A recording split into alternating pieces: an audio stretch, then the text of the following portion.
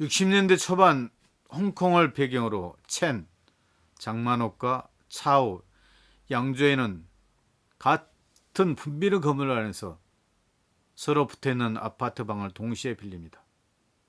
그리고 그 좁은 복도 안에서 끝없이 서로 마주칩니다. 감독은 왕가입니다. 음악은 마이클 갈라소, 시계로 우메바야시, 배우는 양조의 장만옥입니다. 병치되는 일련의 대화를 통해 그의 아내와 그녀의 남편이 잦은 외국 출장을 이용해 바람을 피우고 있음을 알게 됩니다. 그 결과 첸과 차오는 종종 애로워지며 또 끊임없이 서로에게 끌립니다.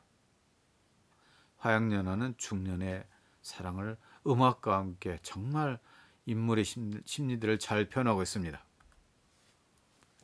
화양연화 속의 음악적인 요소를 한번 볼까요? 줄거리만 봤을 때는 한국판 외출과 비슷한 느낌을 받을 수 있습니다. 하지만 이 영화는 감정적이라기보다는 지성에 호소하는 바가 훨씬 큽니다. 뭔가를 더해가면서가 아니라 주로 뭔가를 빼내가는 느낌을 받을 수 있습니다. 감정의 절제와 표출을 보여주는 절묘한 편집과 숭고한 형식미와 함께 절정에 다다르는 영화는 두 인물들 사이에 오가는 불안정한 감정들로 나뉘는 짧은 씬들이 매끄럽게 연속됩니다. 드라마틱한 생략을 구사하는 한편 특별한 순간들은 길게 지연시킴으로써 뛰어난 리듬을 만들어냅니다.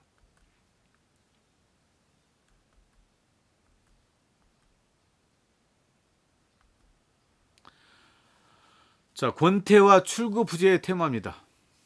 여러분들이 음악을 한번 들을 수 있으면 좋겠지만 참 쉽지가 않네요. 화양연화 음악 한번 쳐보시면 유튜브에 충분히 나와 있습니다. 그래서 마이클 갈라소의 3박자 테마 앙코르 와트 팀 1, 2, 3이 나옵니다. 마이클 갈라소의 엄격하고 절제된 음악과 함께 장면 사이사이에 막강처럼 등장하는 슬로우 모션들은 첸의 움직임을 환상적이고 상징적으로 그녀를 마치 찬미하는 숭배자의 관점으로 만들어줍니다. 그녀인 첸이 입고 나오는 다양한 치파오를 통해 중국 전통상이죠. 그녀의 깊은 내면의 사려와 우울에 대해서도 표현한 듯 합니다. 넷 킹골의 퀸자스 이 노래가 또 나옵니다. 첸과 치우는 주변의 의심스러운 시선을 피해 서로 이별을 하게 됩니다. 후에 서로의 간절함과 외로움을 표현할 때 이 음악이 쓰입니다. 왕가인은 사소한 일상 속에서도 내러티브를 끌어내고자 하는 의지를 이를 통해 보여줍니다. 우아하고 불행하고 비현실적인 만큼 아름다운 그들의 관계를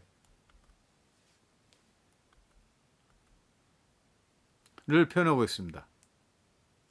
그렇듯이 이런 마이클 갈라스의 3박자 테마와 또 넷 킹골의 퀸자스는 화양연화 영화의 분위기를 충분히 만들어내고 있습니다. 여러분들이 기회될 때 한번 화양연화를 보시고 음악을 한번 느껴보십시오. 정말 절절합니다. 중년의 부부의 사랑이 음악을 통해서 얼마나 잘 표현되어 있는지, 또 슬로우 모션을 통해서 걸어가는 모습과 음악이 얼마나 절묘하게 이렇게 적절하게 묘사되는지 알 수 있게 될 겁니다. 여러분들 기회가 되면 꼭 화양연화에 대해서 한 번쯤 음악을 들어봤으면 좋겠습니다. 자, 그 다음 테마로서 오는 글루미 선데이. 글루미 선데이의 뜻이 뭐죠?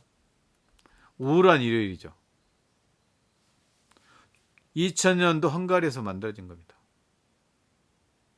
이 줄거리 내용을 살펴보자면 60년 전 오랜 꿈이던 레스토랑을 경영하는 자보, 그의 사랑스러운 연인 일로나, 레스토랑에서 연주할 피아니스트를 인터뷰하는 그들에게 한 남자가 찾아왔습니다.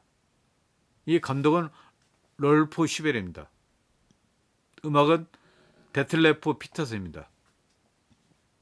배우는 조아킴 크롤, 스테파노 디오니시, 에리카 마르잔. 약간 성적인 영화라고 보지만 음악이 상당히 중요한 역할을 하고 있습니다.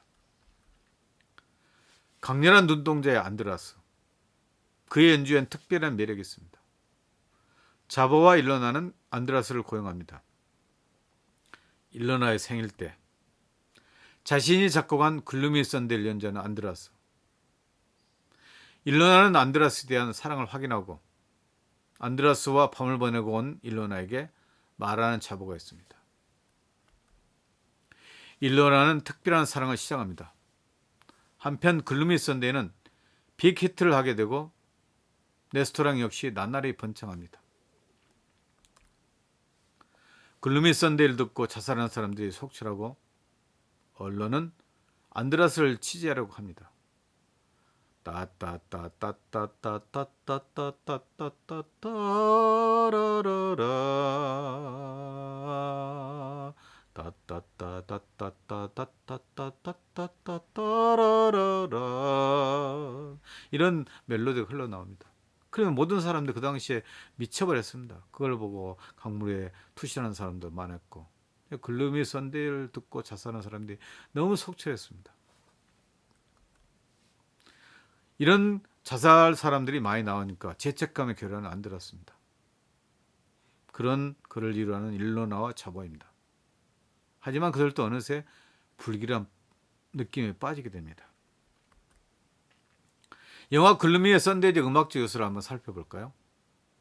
슬픔과 착잡함과 역사적 회한으로 가득 차 있는 영화입니다.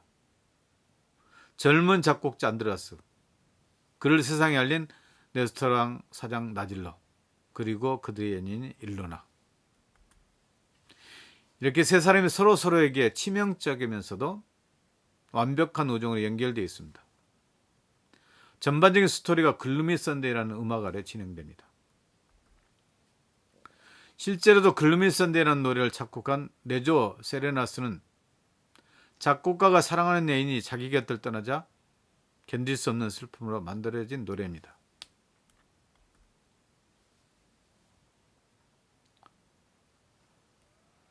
실제로도 글루미 선데이라는 노래를 작곡한 네조 세레스라는 작곡가가 사랑하는 애인이 자기 곁을 떠나자 견딜 수 없는 슬픔으로 만들어진 노래라고 방금 말씀드렸죠. 그리고 이 노래를 통해 헝가리에서만 187명이 자살했다고 합니다. 노래 하나에 얽힌 사연치고는 전대미문의 스캔들이 아닐 수 없습니다. 만일 이 영화가 노래의 치명적인 측면을 치정의 관계를 상징으로 이용하는데 그쳤다면 이 영화는 그저 흔한 멜로디이 되었을 것입니다. 그러한 치명성을 역사적인 차원으로 전환시켜 보다 포괄적인 상징으로 사용했습니다.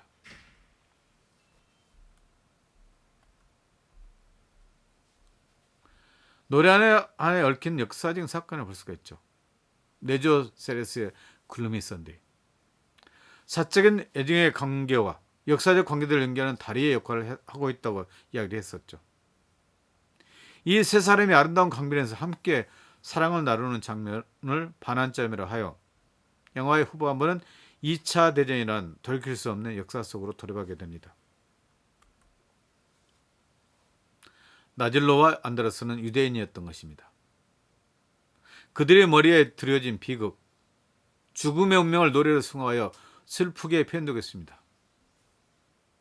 영화 자체에서 글루미 선데이 이 음악만이 처음부터 끝까지 사용되고 있습니다.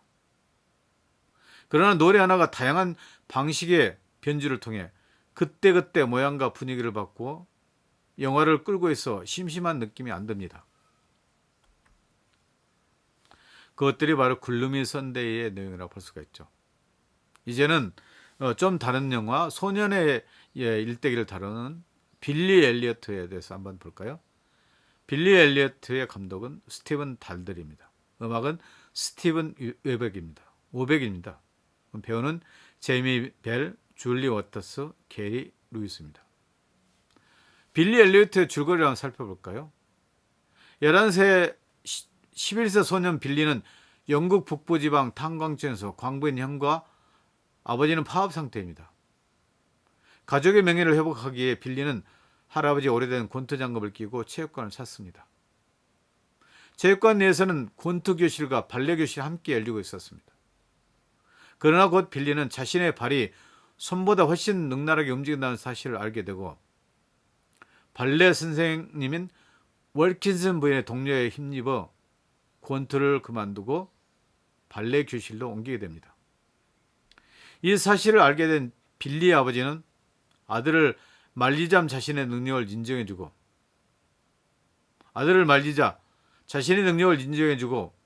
런던의 노열 발레학교 입학 시험을 보라고 격려해주는 윌킨슨 부인과 함께 열심히 오디션을 위해 준비합니다.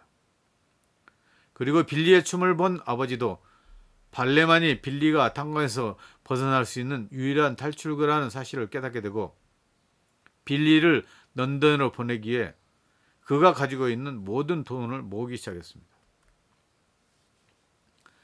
자, 빌리 엘리엇의 음악적 요소를 한번 살펴볼까요? 이 영화의 도입부는 무척이나 흥미롭습니다. 한 소년이 조심스럽게 LP를 꺼내 투박한 플레이로 다가가서 어리숙한 손놀림으로 음악이 시작됩니다. 서정적인 기타 반주에 맞춰 들려오는 어느 남성의 그루비한 목소리입니다. 나는 12살에 춤을 추었죠. 짙은 녹색의 벽주에 노란색 자막이 선명하게 대비되고 음악에 맞춰 소녀는 침대를 신나게 뛰어오릅니다. 그 느릿느릿한 슬로우 모션의 감미로운 호흡으로 다가서는 음악 소리. 바로 포크록에서 글램록으로 넘어가는 지점에 T-Rex의 코스믹 걸이 나옵니다. 이 음악은 이 영화의 전반적인 주인공입니다. 마치 뮤직비디오를 보는 듯한 음악이 계속 나옵니다. T-Rex의 코스믹 댄서라는 것 한번 볼까요? 도입부에 나오는 포크록에서 글램록으로 넘어가는 팝이 아이러니컬하게 보여주는 정치성입니다. 당시의 영국 경기 침체기를 팝이라는 상황으로 보여지며 이 영화에서 탄광촌에 굴복하는 노조의 큰 이야기와 팝을 한 가정을 둘러싸는 작은 이야기를 펼쳐집니다. 작은 이야기의 핵심은 작은 아들 빌리의 발레 때문입니다.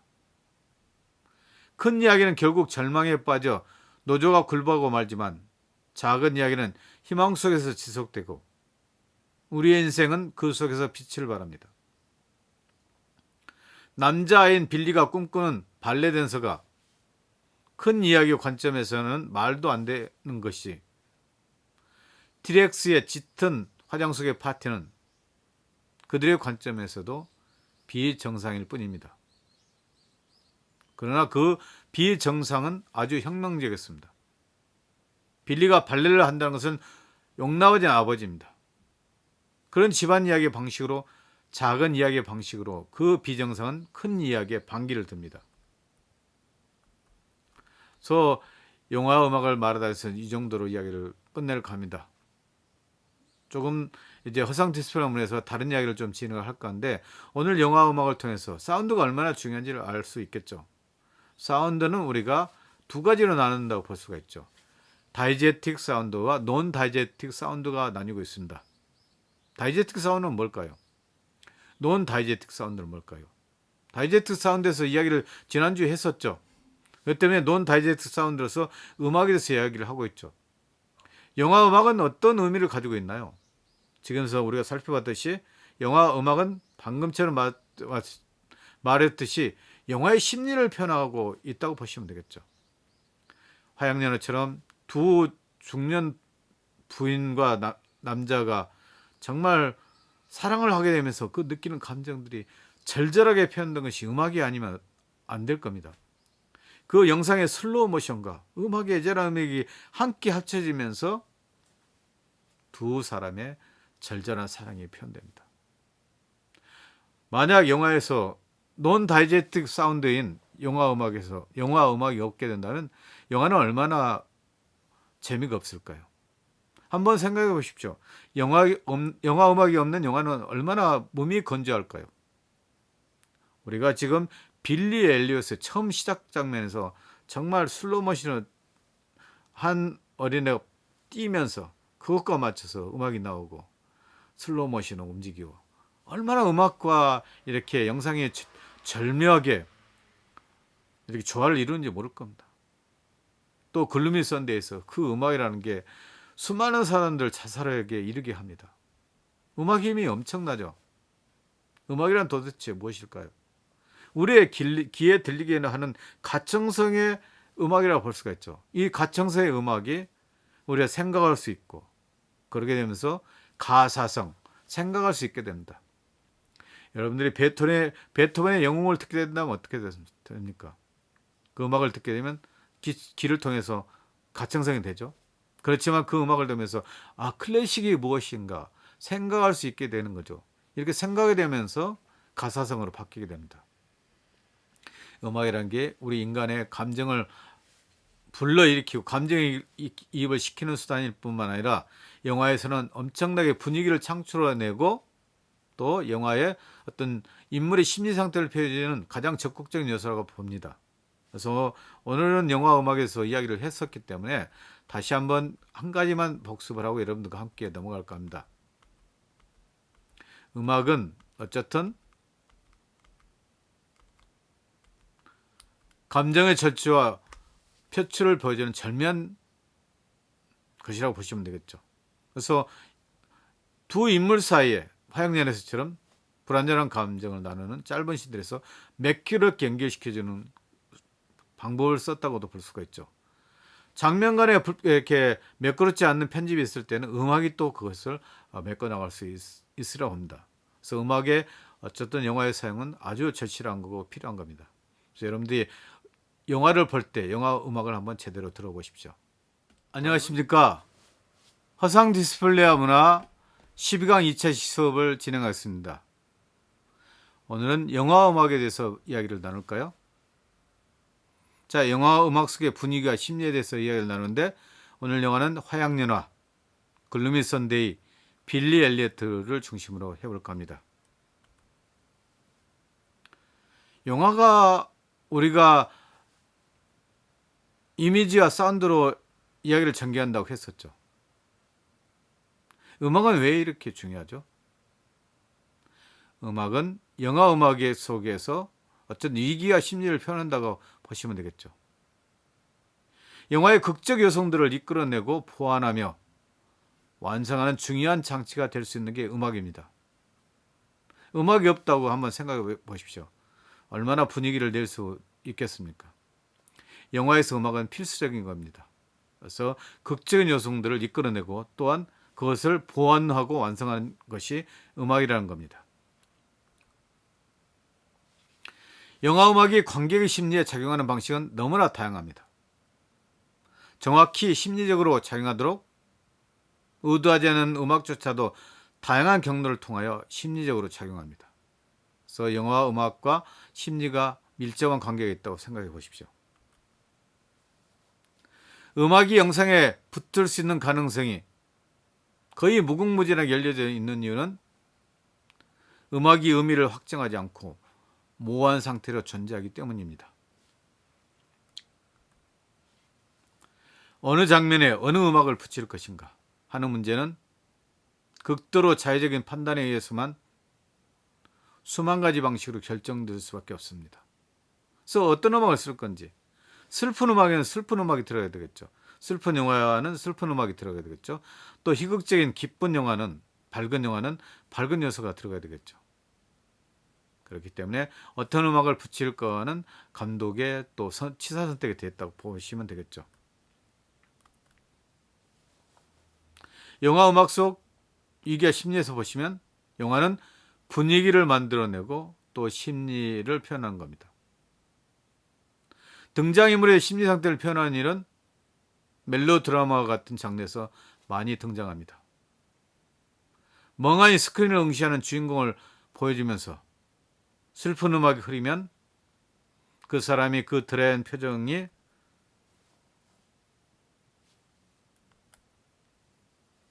강렬한 슬픔을 느끼고 있다는 것이 됩니다. 바로 이처럼 음악이 등장인물의 심리 상태를 표현하는 일이라고 보시면 되겠습니다. 또 관객으로 하여금 비교적 명확하게 규정할 수 있는 특정한 심리 상태를 갖도록 하는 것입니다. 공포물이나 계기물 같은 영화에서는 이러한 사용법이 매우 빈번합니다. 영화 스크림은 공포영화의 상투적인 공식들 자체가 영화의 내용이자 탐구 대상인 영화인데, 이런 영화에서 음악은 마치 공포스러운 심리를 순간순간 유발해내는 일종의 도장찍기와 같아 보입니다. 자, 화양연화. 이거 중년의 사랑을 나누고 있죠.